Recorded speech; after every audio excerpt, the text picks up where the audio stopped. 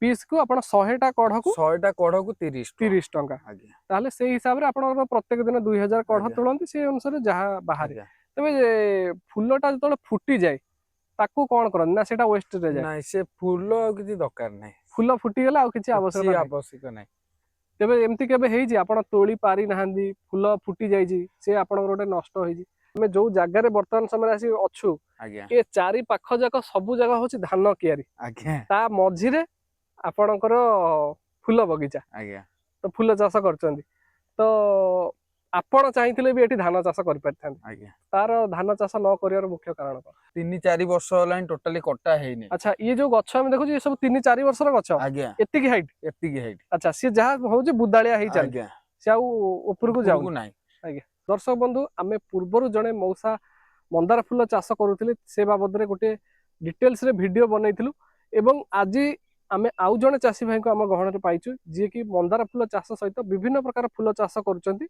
एवं आमे आज स्पेशली मंदार फूल चाष संबंध तांको सहित आलोचना करबा तेबे जो चासी भाई माने बा व्यूअर्स माने आम चैनल कृषक साथी ओडिसा को नुआ आछंती से माने आम चैनल कृषक साथी ओडिसा को सब्सक्राइब करी पाखर दिया बेल आइकन दबाई दियंतु जा फल रे हमर प्रत्येक वीडियो रो नोटिफिकेशन आपण मानक पाखरे पहुंच परिबो तेबे दर्शक बंधु मु जो चासी भाई कथा कहउथली चासी भाई आम सहित उपस्थित अछंती तुलसी चाष जो भिडटी थिला से आपण माने बहुत सारा भल पाइबा देइथिले जा फल रे चासी भाई को उड़ा अधिके ओडिसा रो अगणित दर्शक माने देखि सारिथिबे तेबे भाई आपन को नमस्कार आम चैनल कृषक साथी ओडिसा को आपन को स्वागत करूची आपन को परिचय पुणी थे आम दर्शक मानक दियन मो ना होची रविंद्र राणा आज्ञा आम घर होची कटक गत्रियापाटना आज्ञा तेबे भाई आमे तुलसी चाषर वीडियो आपन सहित बनैथिलु आज्ञा सेथि मध्य दर्शक माने बहुत सारा भल पाइबा देइथिले एवं बहुत सारा कमेंट देइथिले जहार रिप्लाई मध्य आमे दर्शक मानक देइछु एवं गोटे भल कार्य बोली चासी भाई माने हमकु जणाइथिले आज्ञा तेबे आज आमे आपनकर जो मंदार फूल चाष अछि से बाबद रे जानिबा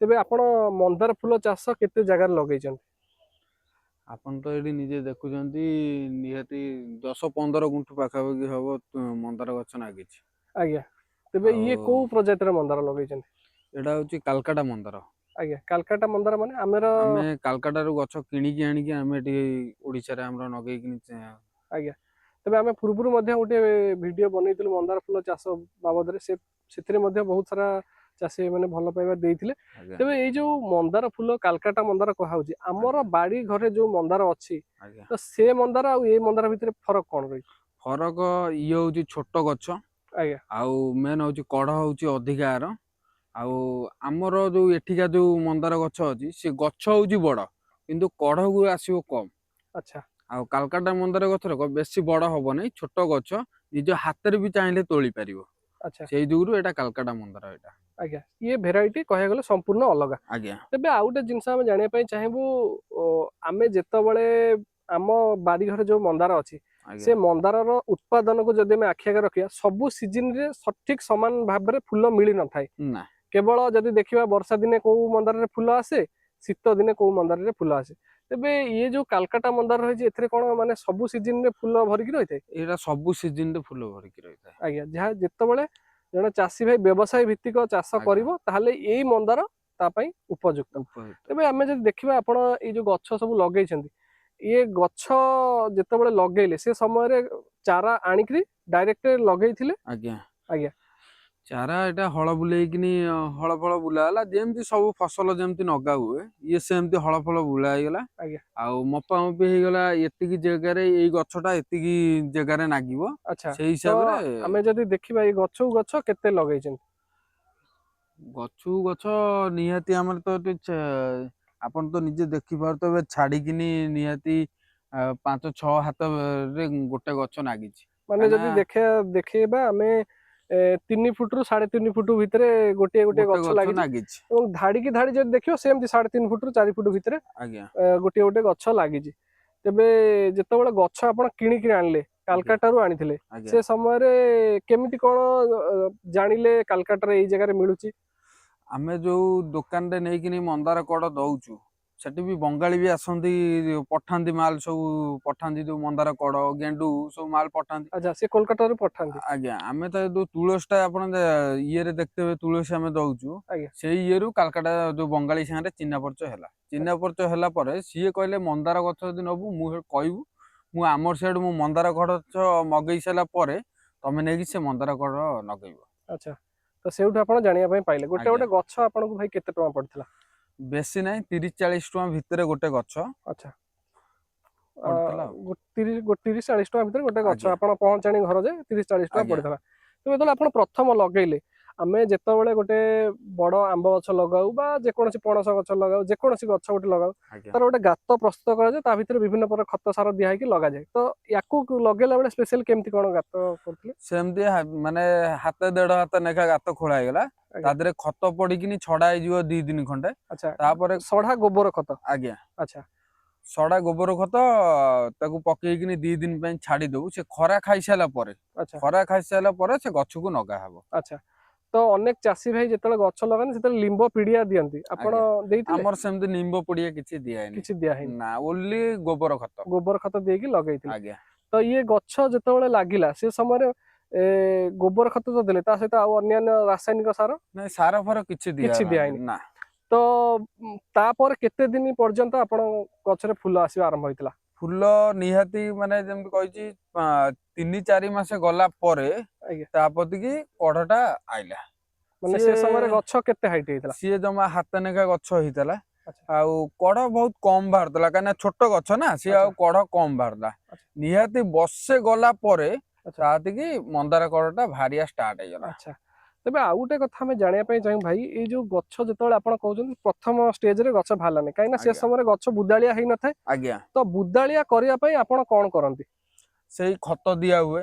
ଆଜ୍ଞା, ତା କତିକି ଦୋକାନରେ କୁହା ହେଇକିନି ୟୁରିଆ, ଗୁମର, ଏଇ ଆଚ୍ଛା, ଯୋଉ ସାରଟା ଆଚ୍ଛା। ସେଇଟା ଆସିକିନି ଦିଆହେଲା। ପରବର୍ତ୍ତୀ ସମୟରେ ଆପଣ ଦେଲେ, କିନ୍ତୁ ଆଜ୍ଞା ଲଗେଇଲା ବେଳେ କିଛି ଦେଇନଥିଲେ। କିଛି ଦିଆ ହେଇନଥିଲା। କିନ୍ତୁ କିଛି 3-4 ମାସ ପରେ ପୁଣି ସେଟା ଦବା ଆରମ୍ଭ କରିଦେଲେ। ଆଜ୍ଞା ତାପରେ ଆଉ ଗୋଟେ ଜିନିଷ, ଗଛର ଯେତେବେଳେ ବୁଦାଳିଆ କରିବା ପାଇଁ ପ୍ରୁନିଂ ବା ଗଛକୁ କାଟିବା, ତ ଆଜ୍ଞା ସେଇଟା ନିହାତି ଜରୁରୀ। ତ ଆପଣ ଗଛକୁ କାଟନ୍ତି କି? ଗଛକୁ ତ କଟା ହେଇନି ଏପର୍ଯ୍ୟନ୍ତ, ଆସିକିନି 3-4 ବର୍ଷ ହେଲାଣି ଟୋଟାଲି କଟା ହେଇନି। ଆଚ୍ଛା, ଇଏ ଯୋଉ ଗଛ ଆମେ ଦେଖୁଛୁ ଏ ସବୁ 3-4 ବର୍ଷର ଗଛ, ଆଜ୍ଞା ଏତିକି ହାଇଟ୍। ଏତିକି ହେଇଟି। ଆଚ୍ଛା, ସିଏ ଯାହା ହଉଛି ବୁଦାଳିଆ ହେଇ ଚାଲିଛି, ଆଜ୍ଞା ସେ ଆଉ ଉପରକୁ ଯାଉନି। ନାହିଁ। ଆଜ୍ଞା, ତ ଏତିକି ହେଇଛି। ତ ଆଉ ଗୋଟେ ଜିନିଷ ଆମେ ଜାଣିବା ପାଇଁ ଚାହିଁବୁ, 4 ବର୍ଷ ହେଲାଣି ଆପଣ ଏଇ ମନ୍ଦାର ଫୁଲ ଚାଷ କରୁଛନ୍ତି, ଆଜ୍ଞା ଏଥିରେ ଆପଣଙ୍କୁ କଣ କଣ ସବୁ ସମସ୍ୟା ଦେଖିବା ପାଇଁ ମିଳିଛି? ସମସ୍ୟା କଣ, ଏମିତି ଯେମିତି ଫୁଲ ଦେହରେ ପୋକ, ତା ଦେହରେ କମ ସମସ୍ୟା, ଏତେ ଇଏ ମନ୍ଦାର ଗଛରେ ସମସ୍ୟା ନାହିଁ। ମେନ୍ ହଉଛି ମାନେ ଏଇ ଲୋକଙ୍କୁ ଧରିକିନି ତୋଳା ତୋଳି ଏଇ ହଉଛି ସମସ୍ୟା, ନହେଲେ ଆଉ ମାନେ କିଛି ଗୋଟିଏ ନାହିଁ। ଲେବର ସମସ୍ୟା, ଏବଂ ଆଜ୍ଞା ଦ୍ଵିତୀୟ ସମସ୍ୟା ହଉଛି ଆପଣଙ୍କ ଫୁଲରେ ପୋକ ଲାଗନ୍ତି। ଆଜ୍ଞା ସେ କୋଉ ପ୍ରକାର ପୋକ ଲାଗନ୍ତି? ସିଏ ଏଇ ଉଡା ପୋକ, ମାନେ ଭଅଁର ଟାଇପ ର ପୋକ? ଭଅଁର ଟାଇପ ର, ସିଏ ସେ ଟୋଟାଲି କଢକୁ ଖାଇଯିବେ, ଅଧା ଭାଗିଆ ଖାଇଯିବେ ସବୁ, ଆଚ୍ଛା, ଏମିତି ସବୁ ଆଉ। ଆଚ୍ଛା। ତ ପତ୍ରରେ ସେମିତି କିଛି ପୋକ ଲାଗନ୍ତି କି? ନା ପତ୍ର ସେମିତି କିଛି ନାଗନ୍ତି ନାହିଁ, ଏଇ ଜଇ ପୋକ ଟିକେ ଟିକେ ନାଗନ୍ତି। ଆଜ୍ଞା, ଆମେ ତେଲ ପକେଇ ଦଉ, ମାନେ ଦୋକାନରେ ତେଲ ଦେଖେଇକିନି ଆଣୁ, ଏଇ ଜଉ ପୋକ ନିମ୍ବ ତେଲ? ନାଗୁଛି ବୋଲି। ନିମ୍ବ ତେଲ ନାଇଁ, ସିଏ ବିଷ ତେଲ ଦିଅନ୍ତି। ଆଚ୍ଛା, ହେଲା, ସେ ତେଲ ଦିଅନ୍ତି, କହିବେ ଏଇଟା ପକେଇବ ଆଉ ଜଉ ପୋକ ହେବେ ନାହିଁ। ଆଚ୍ଛା। ତ ଆପଣ ସେଇଆକୁ ସ୍ପ୍ରେ କଲା ପରେ ଆଜ୍ଞା ସବୁ ଯାଇଥାଏ। ତେବେ ଆଉ ଗୋଟେ ଜିନିଷ ହଉଛି, ଯଦି ଆମେ ଗଛ ଲଗେଇଦବା, ଆଜ୍ଞା ସଠିକ ଭାବେ ଗଛରେ ଫୁଲ ଫୁଟିବ, ତାପରେ ହଉଛି ଦ୍ଵିତୀୟ ଜିନିଷ ହଉଛି ଆମର ମାର୍କେଟିଂ। କାହିଁକି ନା ମନ୍ଦାର ଫୁଲ ମାନେ ଯଦି ଆମେ ଗାଁ ଗହଳିରେ ଦେଖିବା, ଆଜ୍ଞା ତାହେଲେ ସେତେ କ୍ରେଜ ନାହିଁ ମନ୍ଦାର ହୁଁ ଫୁଲ ହୁଁ ଉପରେ, ଏତେ ଇଏ ନାହିଁ, କାହିଁକି ନା ସମସ୍ତଙ୍କ ବାଡି ଘରେ ମନ୍ଦାର।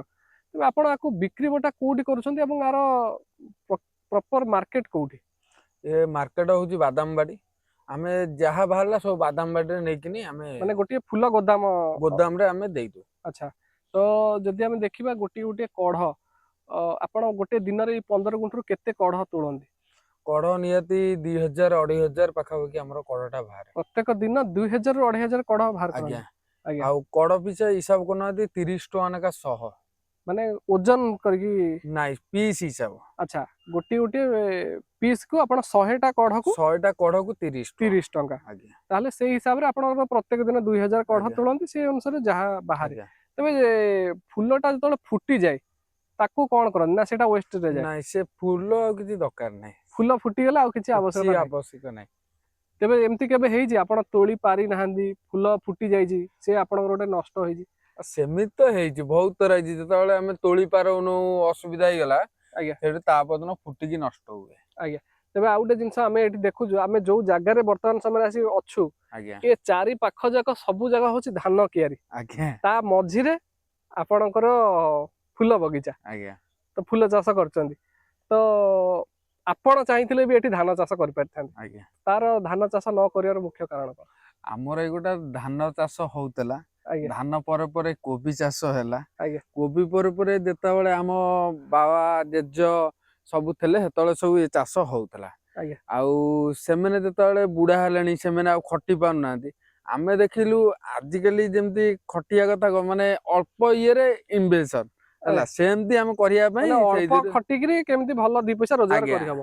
ତାହେଲେ ଆଉ ଗୋଟେ ଜିନିଷ ଆମେ ଦେଖୁଛୁ ଧାନ ବିଲ ଯେହେତୁ ଏଠି ଅଛି ଆଜ୍ଞା ବର୍ଷା ଦିନେ ପାଣି ନିହାତି ଜମୁଥିବ ଆଜ୍ଞା ତ ତାର କିଛି ପ୍ରଭାବ ପଡେ କି ମନ୍ଦାର ଫୁଲ ନାଇଁ ଉପରେ? ଏଠି ପାଣି ଫାଣି କିଛି ହୁଏନି କାହିଁକିନା ଆମେ ଏଇଟା ଉଞ୍ଚା କରିଦେଇଛୁ ବିଲଟା ଧାନ ବିଲଠୁ ବହୁତ ଉଞ୍ଚା କରିଛୁ ମାଟି ଫାଟି ଆଚ୍ଛା ପକେଇକିନି ଏଠି ଚାଷ କରିବୁ ତଥାପି ବୋଲି ବର୍ଷା ଦିନେ କେତେ ଦିନ ପାଣି ରୁହେ ଏଠି ଆ ଭିତରେ ନା ନାଇଁ ଗଡିଯାଏ? ଆ ଭିତରେ ଟୋଟାଲି ପାଣି ରହୁନି ଆଚ୍ଛା ତ ଯୋଉ ଚାଷୀ ଭାଇ ମାନେ କରିବା ପାଇଁ ଚାହୁଁଛନ୍ତି ଆଜ୍ଞା ସେ ଜାଗାଟା ନିହାତି ଭାବେ ନିଗିଡା ଜମି ହେଇଥିବା ଆବଶ୍ୟକ ଆଜ୍ଞା ଯଦି ବି ପାଣି ଜମୁଛି ସେ ଜାଗାରେ ହବା ହେଇପାରିବ ନାହିଁ। ଆଜ୍ଞା ତ ଓଭରଅଲ ଆଜିର ଏଇ ଭିଡିଓଟିରେ ଆମେ ଭାଇଙ୍କ ସହିତ ଆଲୋଚନା କରୁଥିଲୁ ମନ୍ଦାର ଫୁଲ ଚାଷ ସମ୍ବନ୍ଧରେ ଆପଣ ମାନେ ଆଗରୁ ମଧ୍ୟ ଗୋଟିଏ ମଉସାଙ୍କର ଭିଡିଓ ଦେଖିଛନ୍ତି ମନ୍ଦାର ଫୁଲ ଚାଷ ସମ୍ବନ୍ଧରେ ତେବେ ଯେଉଁ ଚାଷୀ ଭାଇ ମାନେ ଯେକୌଣସି ସହର ପାଖାପାଖି ରହୁଛନ୍ତି ଆମେ ତ ଭାଇଙ୍କ ସହିତ ଯୋଉ ଆଲୋଚନା କରୁଛୁ ଇଏ କଟକ ସହର ପାଖାପାଖି ଅଞ୍ଚଳରେ ଆଲୋଚନା କରୁଛୁ ହୁଏତ ଯଦି ବି ସେ ମାତ୍ରାରେ ଭାଇ ଅଧିକ ପ୍ରଡକ୍ସନ କରନ୍ତି ତାହେଲେ ଭୁବନେଶ୍ୱର ବି ଆପଣ ପଠେଇ ପାରିବେ ଆଜ୍ଞା ଆଜ୍ଞା